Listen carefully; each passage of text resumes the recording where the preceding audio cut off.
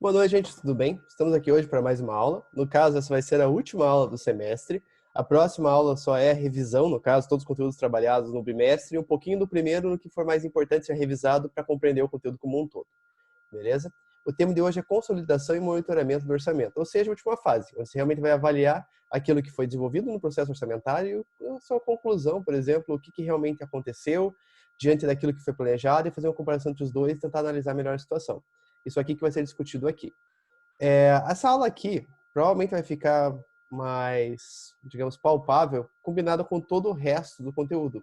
Porque envolve alguns detalhes técnicos, está envolvido em algumas fases, que eu até não vou dar tanta atenção a elas, porque, no geral, o que importa nessa disciplina é entender como funciona todo esse sistema de orçamento, qual que é a sua finalidade, e as partes mais importantes de gestão financeira também, e como elas se encontram entre si. Essa combinação maior vai ter uma relação mais forte ali na revisão, porque ali, como já foi dito, eu vou estar pegando e trazendo de volta alguns assuntos, combinar eles ali para trazer a melhor compreensão do todo, vai ser mais fácil, beleza? Então não vou demorar muito aqui nessa parte, vamos começar para ela não ficar muito longa, senão vocês não assistem muitas aulas, né? Fazer o quê? Introdução. Trata-se do encerramento do processo orçamentário, permitindo que a empresa conheça detalhadamente as suas operações financeiras e que analise seus resultados. Isso acontece por meio da comparação entre o planejado e o que realmente aconteceu. Então, aquilo que já foi falado. No caso, o processo orçamentário, você faz um planejamento para um período específico e como que a empresa vai reagir, no caso, como que a empresa, o que vai acontecer com a empresa nesse período. No caso, por exemplo, se partir do planejamento de vendas, você vai ver o quanto você vai gastar com todo o teu sistema produtivo, teu sistema de suporte, como seria as outras atividades e processos que a empresa possui para ajudar a vender seus produtos, tudo mais. É um planejamento de gastos que a empresa vai ter no próximo período. Consequentemente, você vai conseguir também fazer um planejamento dos resultados da empresa. Porque se você está planejando que vai vender X unidades de produtos, você sabe o quanto você vai ganhar com a venda desses produtos. Se tudo seguir, obviamente, aquele planejamento que você já delimitou. Então, aí que está a questão principal. É realmente se você planejou exatamente o que vai acontecer, ou você planejou errado, e como que se faz essa verificação. Orçamento das demonstrações financeiras. Na conclusão do processo orçamentário, temos as projeções das demonstrações financeiras. Nessa etapa, todas as peças orçamentárias são reunidas no formato das demonstrações financeiras básicas. Demonstração de resultados, balanço patrimonial e fluxo de caixa. Nós falamos as três situações já no passado, correto? Se não foi falado, talvez foi falado em sala, se não foi falado em vídeo, foi falado também em live, em algum lugar nós comentamos que eu tenho certeza. Mas enfim. Então, você já tendo já os dados levantados e como você planeja que a empresa vai acabar tendo de gastos e tipo, investimentos, todas as outras interações financeiras que nós já vimos aqui, no próximo período, você consegue, de certa forma, estimar os resultados dessa empresa também, que no caso estaria nessa forma dessas três demonstrações financeiras básicas. Perfeito? Se lembrem que tiverem qualquer dúvida sobre o conceito apresentado, podem entrar em contato comigo por WhatsApp, por live, por direct no próprio Ava, por Facebook, Instagram, por onde vocês quiserem, beleza? Estou disponível para vocês, talvez não responda na hora, mas quando der eu já respondo já, e com muito entusiasmo e dedicação, fechou? Para que se possa fazer as projeções são necessários alguns dados complementares.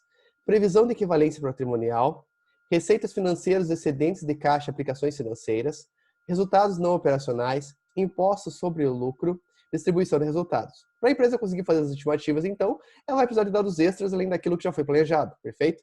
Porque nem tudo se resume em quanto a empresa realmente vai gastar. Tem outras situações, que nem, por exemplo, os impostos, que estão decorrentes do lugar que a empresa está, na situação que a empresa se enquadra e várias outras variáveis que a empresa está inserida, mas que estão fora do planejamento orçamentário, mas são fundamentais para conseguir fazer esse tipo de planejamento dessas demonstrações, certo? Uma antecipação delas. Além daquilo, precisa de distribuição de resultados, saldo de caixa, bancos, aplicações financeiras. Por exemplo, você parte de uma situação X, que é quando, digamos, acaba um ano, e em seguida vai iniciar o ano que você planejou. Então, você não iniciou, digamos, com 0 recursos, que você tem que ganhar todos através das suas vendas. Você já começa com os recursos. Então, por isso que é importante ter esses dados da empresa para fazer essa transição. Saldo de impostos a recuperar, saldo de impostos a recolher sobre lucros, outras contas a receber, outras contas a pagar, dividendos ou lucros a pagar, reservas e lucros retidos. Porque muitas vezes você pode fazer aquele planejamento, por exemplo, aquilo que você vai gastar naquele período. Foi isso que a gente acabou falando, por exemplo, muito. Que você vai produzir X, então, consequentemente, você vai gastar X em matéria-prima, X em mão de obra, X em todo o resto que tem na empresa.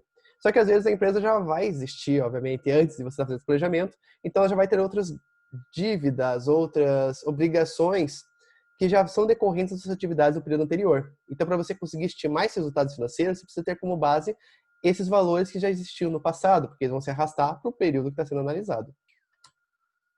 Metodologias. Metodologias das projeções. A metodologia das projeções dos demonstrativos contábeis baseiam-se em 4 elementos: balanço patrimonial inicial, demonstração de resultados do período orçamentário, balanço final após demonstração de resultados e fluxo de caixa como consequência, certo? Ele segue essa mesma ordem aqui para você conseguir pegar e desenvolver essas projeções financeiras. Como nós não temos muito tempo, eu já falei, não vou me adentrar muito nesses assuntos agora. O que eu for cobrar na prova e eu for ver que vale mais para o todo, eu vou dar uma reforçada maior na nossa revisão, beleza? Métodos para determinar o saldo do caixa final. O saldo de caixa final é composto normalmente pelo somatório do valor de caixa, bancos e aplicações financeiras, podendo ser projetado por meio de 2 métodos diferentes. Fluxo de caixa resulta das movimentações de entrada e saída de caixa por meio do somatório do fluxo de caixa. Isso aqui é uma estimativa de quanto a empresa realmente vai ter de dinheiro. Então, você fazendo a estimativa de quanto a empresa vai ganhar e vai perder, digamos, quanto ela paga de conta e quanto ela recebe periodicamente, você consegue pegar e somar um saldo acumulado disso tudo e ter uma noção de caixa que a empresa vai ter. Outro método é esse aqui de baixo, o valor residual do balanço patrimonial. É obtido por meio da diferença entre a diferença do total de ativos e total de passivos no balanço patrimonial.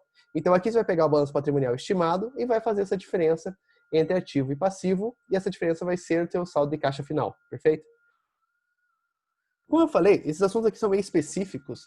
Em si, diretamente, se a pessoa não está trabalhando com isso aqui fica boiando no assunto. Tanto que muitas coisas aqui eu posso ser cobrado na lista de exercícios, mas uma prova que eu vou cobrar de vocês é mais o conceito que envolve a avaliação e as análises desses fatores que nós estamos vendo aqui. Então, não é tanto esse assunto técnico e decoreba do texto que eu estou descrevendo aqui. Como eu falei, na lista de exercícios, provavelmente que vai estar é isso aqui, certo? Na verdade, é o que está aqui. Não talvez esse slide, isso aqui eu não me lembro, mas já fiz a lista, ela está postada. Então, é isso aí. Mas na prova eu prefiro que vocês tenham mais entendimento dessa relação do que acontece com essas análises. Isso aqui é uma coisa que nós vamos falar daqui a pouco, mas é importante essa comparação entre o que foi orçado e aquilo que realmente aconteceu para a empresa se desenvolver melhor, para conseguir ter melhores projeções e tudo mais no futuro. Então vamos prosseguir. Receitas financeiras projetadas. Basicamente, as receitas financeiras futuras dependem de 2 fatores: saldo atual dos excedentes de caixa disponíveis para aplicação, saldo gerado em cada período, cada próximo período. Então, aquela questão. Por exemplo, que a empresa já tinha excedente, já tinha forma de reserva, e aquilo que é gerado nos próximos períodos. Nada demais aqui, nada muito confuso. Só o conceito também está descrito aqui, diretamente. Todos os dias nas empresas é gerado um saldo de caixa, seja ele positivo ou negativo. E esse saldo é somado ao saldo anterior disponível para aplicação. Aquilo foi falado no último slide. No caso, a empresa tem fluxo de caixa, que provavelmente vai seguir ali uma ordem de avaliação diária. Normalmente as empresas vão fechar isso aqui no mês, mas enfim. Se você pegar e somar, por exemplo, o saldo que vai se acumulando, seja positivo ou negativo, no final vai te dar um saldo que você tem de dinheiro ali. Nada muito confuso. Então, basicamente, deve-se projetar mensalmente o fluxo de caixa para obter o saldo disponível para a aplicação e, por meio dele, projetar as receitas financeiras. Você vai saber o quanto você vai ganhar em cada período ou quanto você vai perder em cada período. Caso seja negativo, despesa financeira, a empresa pode optar por manter negativo ou fazer um novo financiamento para resolver essa situação. Conceitos de relatórios e controle. Então, o que nós vimos até aqui, especificamente, eu vou resumir de uma forma que vocês consigam entender talvez mais fácil para quem está boiando. A partir do momento que nós fizemos o orçamento, nós já sabemos mais ou menos quanto que a gente estima que a empresa vai conseguir vender e o quanto que a gente estima que a empresa vai ter que gastar para fazer essas vendas num determinado período, certo? Digamos que seja o próximo ano. Por meio dessas estimativas e de outros dados adicionais que nós já vimos também nos últimos slides, você consegue estimar o quanto a empresa vai ter de resultado, como vai ser o balanço patrimonial da empresa e como vai ser o fluxo de caixa dela nesse próximo período, perfeito?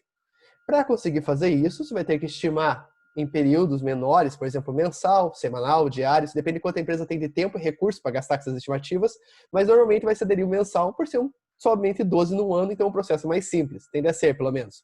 Você calcula de uma forma mais genérica esses períodos.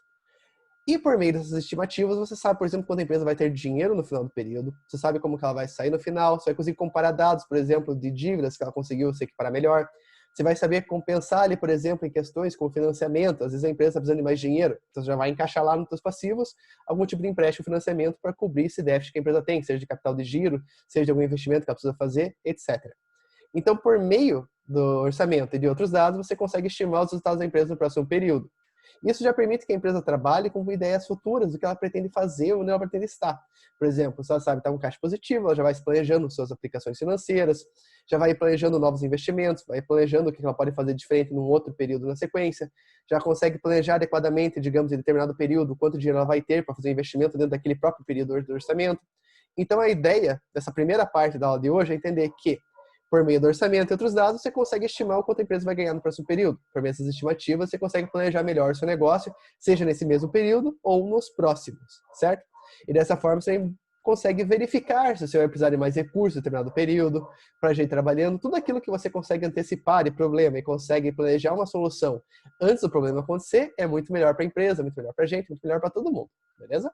Certas coisas, obviamente, são imprevisíveis, mas por isso que a empresa tem que sempre trabalhar com um cenário levemente pessimista, tendendo ao otimismo ali, no caso meio intermediário, mas sempre considerando as piores hipóteses. Nem que seja necessário fazer 2 tipos de orçamentos simultâneos, beleza? Continuando. Conceitos e relatórios de controle. Um controle orçamentário permite fazer a comparação entre o planejado e o executado. Por meio dessa análise, pode-se buscar verificar qual foi a causa das variações percebidas, preços, quantidades, ineficiência, entre outros. Então, se você planejou que ia vender 200 e que ia gastar o equivalente para produzir 200 e acabou gastando mais, ou você pode ter uma falha ali na eficiência do processo, realmente está tendo perdas e outras situações ali dentro que não estão atuando como deveriam estar, como você planejou.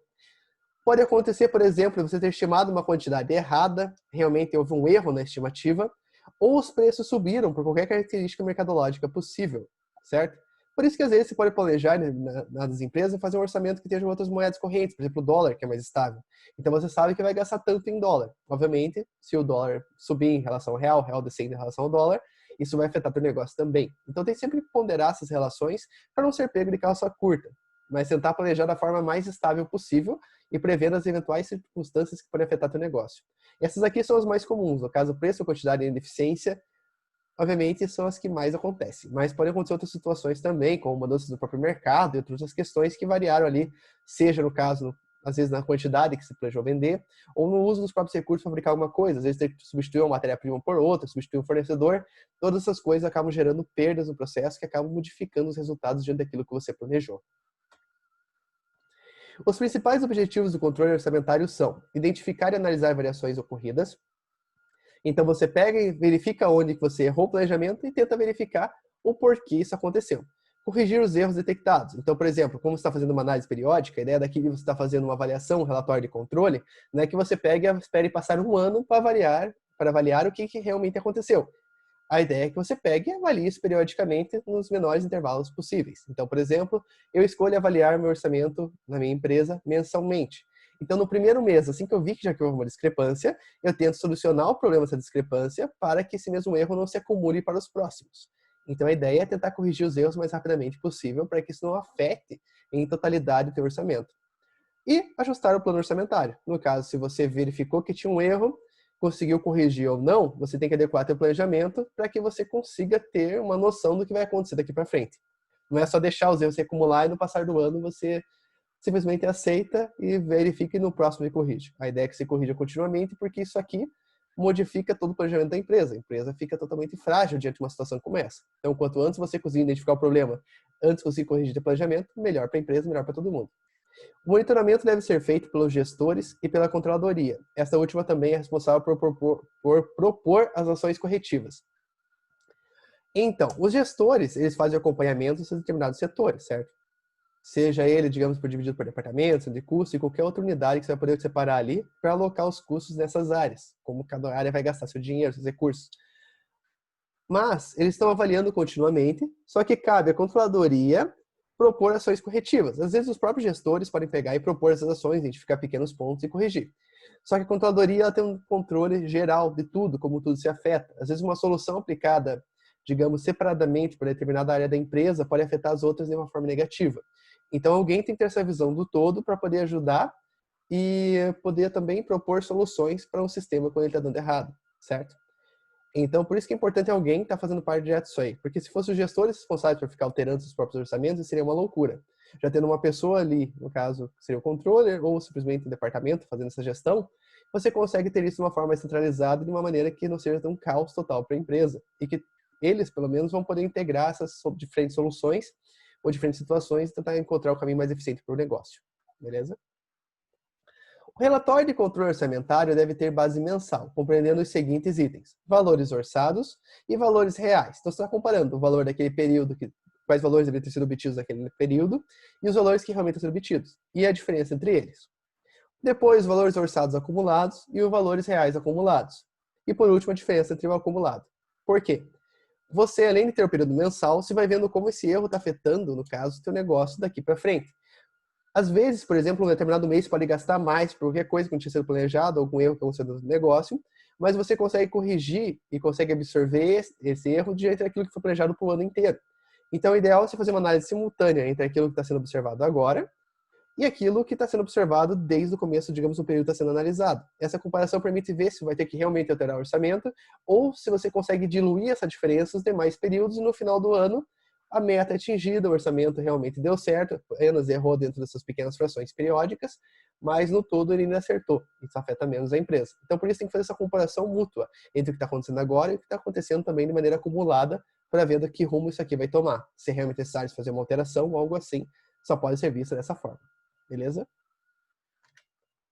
A análise das variações. Com base nas informações levantadas, é possível fazer a análise das variações. Óbvio, né? Essa análise tem como objetivo identificar as razões dessas variações, fundamentando com justificativas por parte dos gestores. Então, não é somente você pegar e identificar que tem um erro e tentar corrigir ou tentar fazer outra situação ali para resolver esse problema. Os gestores, ou quem for responsável por ter identificado errado ou planejado errado, tem que justificar isso aí. Não pode ser tão simples o processo de você ter que fazer o orçamento de qualquer maneira e é porque é fácil corrigir ele.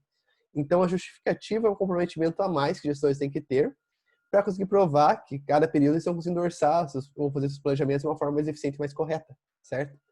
Então é importante que justifiquem até mesmo para criar essa rotina e essa sensação de responsabilidade diante daquilo que você planejou. Não é só um planejamento qualquer que você fez, isso afeta o negócio como um todo. Então tem que ser feito com cuidado, com atenção devida, e caso haja um erro e realmente você não tenha conseguido prever aquilo por qualquer limitação, porque a gente sabe que o mercado é um meio caótico, é difícil prever, apesar de você conseguir prever muitas coisas, outras coisas também podem te pegar desprevenido em muitas situações diferentes. Sempre falo da pandemia, né? Hoje eu ia falar, mas falei agora, né? Mas pode ter outras situações também, como alteração, mudança de taxa de câmbio, entre outras questões que podem variar. Também relações comerciais entre países, outras questões podem acontecer e pode realmente deixar o planejamento por água abaixo por diversas situações que a gente não consegue controlar. Então é importante as pessoas justificarem o que elas não conseguiram prever, porque muitas vezes está longe da capacidade delas, mas se fosse possível até prever isso corretamente, tem que ser adequado e remediar a situação, porque no próximo não aconteça. Normalmente as variações terão como base erros devidos ao cálculo da relação quantidade x-preço. Porque assim, custos diretos, é fácil você estimar o quanto você realmente vai gastar, estimando ali, por exemplo, quando você vai produzir algum item por causa da matéria-prima que compõe ele. Obviamente pode acontecer perdas, pode acontecer outras situações desagradáveis que vai fazer que você não consiga prever corretamente, mas normalmente essa parcela é mínima. O problema dos custos que são indiretos, muitas vezes são compartilhados em diferentes linhas de produção da empresa, diferentes partes produtivas, esses custos indiretos é difícil se estimar a quantidade deles exata. E tem um outro problema. Mesmo aqueles que você consegue estimar o quanto a tua produção vai consumir, às vezes você não consegue ter uma estimativa adequada de preço. Por qualquer questão que possa acontecer, seja variação em impostos, variação em preço, escassez de recurso, recurso limitante, ou o que for que venha acontecendo no teu negócio. Então, às vezes, é possível que a pessoa consiga prever a quantidade certa, mas não vai conseguir prever a alteração de preço. Isso, às vezes, pode acontecer de forma positiva. O preço pode vir a baixar e pode sobrar dinheiro no orçamento da pessoa.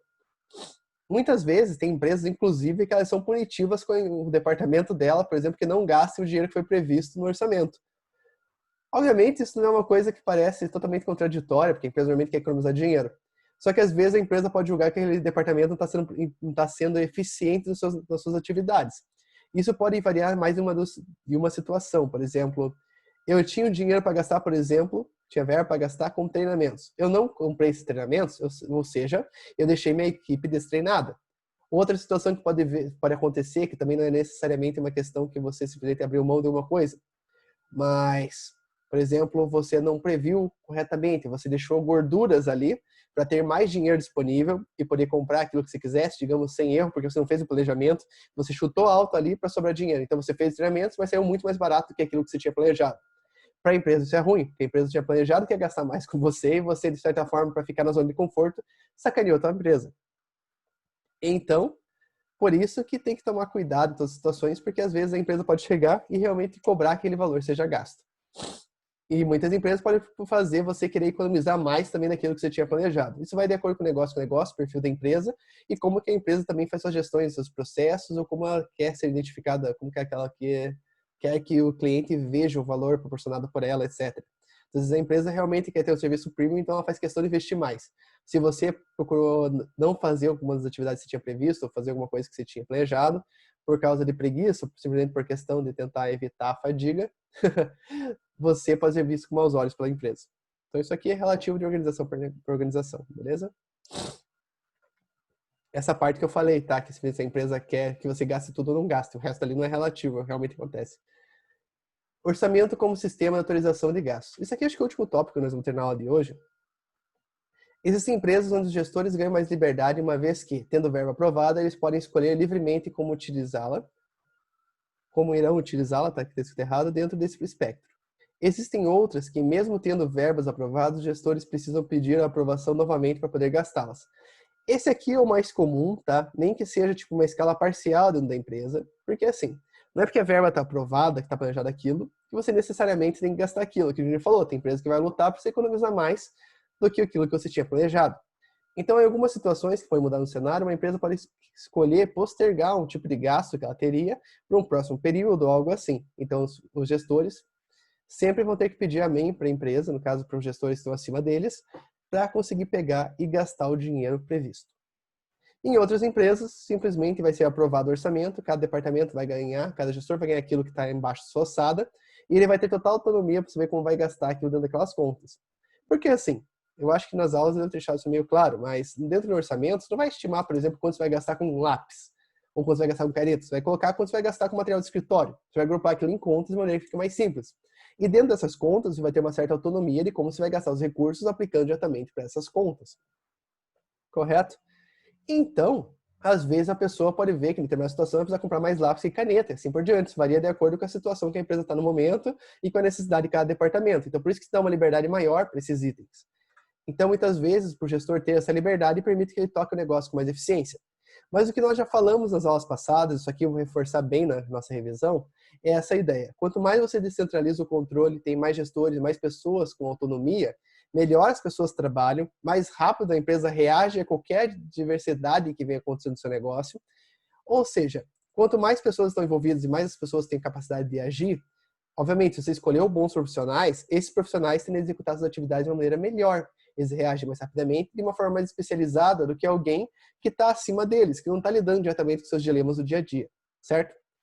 Então, muitas vezes, essa autonomia é uma coisa que o mercado está indo em direção.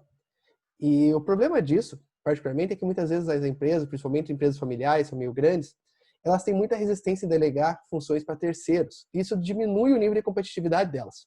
O ideal é quanto mais pessoas tiverem suas próprias responsabilidades, lembrando que as pessoas têm que ser bem selecionadas e estar bem motivadas e outras coisas que nós já falamos também, para poder desempenhar bem suas funções e essa autonomia que eles vão ter, eles vão executar corretamente, conforme esperado, não vão agir de maneira alguma em benefício próprio, digamos em desbenefício da empresa, tá? De maneira que prejudique a empresa. Então, é mais ou menos por aí. A ideia é que você realmente escolha bem seus funcionários, mantenha eles estimados, digamos, felizes, estimulados, né, a trabalharem corretamente e consiga proporcionar a eles essa autonomia. Isso vai fazer que a empresa tenha desempenho melhores do que apenas uma visão consegue proporcionar, beleza? Então, gente, a aula de hoje é isso. Eu sei que alguns conceitos aqui foram abordados de maneira bem curta, mas a ideia é não deixar essa aula tão longa a ponto de ficar maçante. Porque na próxima aula, como eu já tinha dito, vai ser a nossa revisão, eu vou combinar vários conteúdos que estão aqui com os do passado e vou trazer os conceitos mais importantes de cada um deles, de maneira que vocês consigam ver isso aqui como um todo agrupado, certo? Isso aqui eu acredito que vai ser melhor para o aprendizado de vocês, e vocês, até para aqueles que não tenham entendido ainda nada na disciplina, vai ficar mais fácil de compreender o geral. Ainda assim, por mais que tenha revisão, na semana que vem não vai ter lista de exercícios, tá? Vai ser somente a revisão. Essa é a lista de hoje, é a última lista que vocês vão fazer. Mas é fundamental que as pessoas façam todos os exercícios, que as pessoas vejam, se possível, todas as aulas, nem que leiam pelo menos todos os slides, mas preferencialmente vejam as aulas, nem que seja acelerado, para conseguir pegar alguns conceitos, as observações que eu fiz no meio do caminho. Na próxima aula, apesar de eu fazer uma grande revisão, eu não vou fazer uma aula de 3 horas, então eu não vou conseguir abordar tudo novamente, mas pelo menos aquilo que é mais importante de cada um, eu vou abordar. E se sentirem dúvidas de algum assunto, procurem a respectiva aula e chequem que vai dar tudo certo. Beleza, gente? Obrigado por terem visto esse vídeo até agora, se vocês conseguiram ver, espero que sim. Agora é final do semestre, então todo mundo começa a ver mais vídeo, ver mais aula, ficar mais desesperado, é normal. Então, só revisando, semana que vem não tem esse exercício. A lista de hoje, se eu não me engano, a lista 7, ela é a última lista que vocês vão fazer nesse semestre dessa disciplina. Amém, né? Podem comemorar. E daí, na aula da semana seguinte, no caso daqui 2 semanas, ela vai ser uma semana de provas. Então, a prova de vocês, ainda não via, a organização ainda não deu nenhuma, digamos, apontamento, nenhuma característica que as provas têm que ter, algo assim, mas em princípio vai seguir o mesmo modelo da aula da prova do primeiro bimestre. Talvez só tenha um prazo um pouco mais curto, talvez eu libere desde segunda-feira, por exemplo, e permita que vocês façam ela até quarta-feira à noite. Talvez eu dê uma regulada nisso aí, porque minha ideia é lançar as notas o quanto antes. Para quem quiser já poder ver certinho, porque agora o sistema está habilitado, estou com todas as turmas corretamente, vou conseguir lançar para todas. Então, todo mundo que já passou vai poder ver rapidamente. Quem ficar de final já vai saber também que está de final. E pode me procurar para perguntar dica, alguma coisa, sei lá. O que quiserem, ou para tirar dúvidas, ou para corrigir nota e afins. Então, a ideia é lançar as notas cedo, para vocês poderem conferir as notas cedo. Se tiver algum apontamento, fazer isso cedo também. E entrar de férias o quanto antes, poder descansar e chega de EAD por um tempo. Né, gente? Beleza? Obrigado, gente, por ter visto essa aula. Obrigado por estarem aqui. Bom fim de semana a todos. Qualquer dúvida, me encontre na live ou no chat. Beleza? Tchau, tchau, gente. Um abraço.